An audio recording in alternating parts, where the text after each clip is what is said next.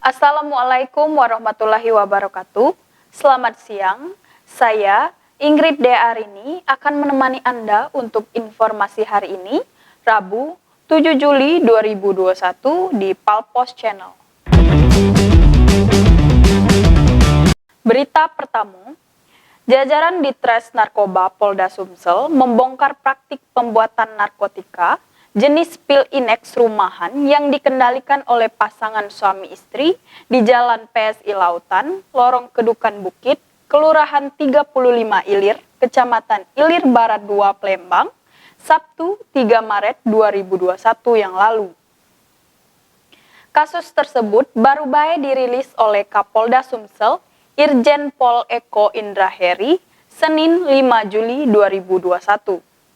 Dalam konferensi pers tersebut, Kapolda ngatoke pihaknya ngaman ke Siti Khadijah, 42 tahun, dan macam-macam barang bukti untuk membuat Inex tersebut.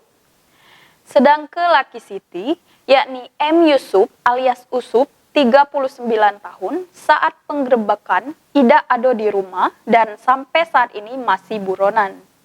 Masih kata Kapolda, penggerebekan home industri Inex ini berawal dari laporan masyarakat yang resah dengan aktivitas kedua pelaku.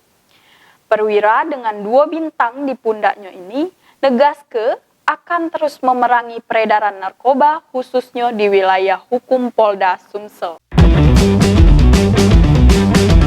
Berita kedua, terus meningkatnya kasus konfirmasi positif COVID-19 di Kota Lubuk Linggau berdampak pada tingkat hunian rumah sakit, khususnya ruangan penanganan pasien COVID-19.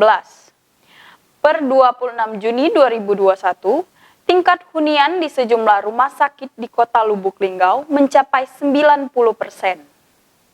Kenyataan ini membuat pemerintah Kota Lubuk Linggau berinisiatif menginstruksikan penambahan bed occupancy rate ke sejumlah rumah sakit, terutama RSUD Siti Aisyah Lubuk Linggau.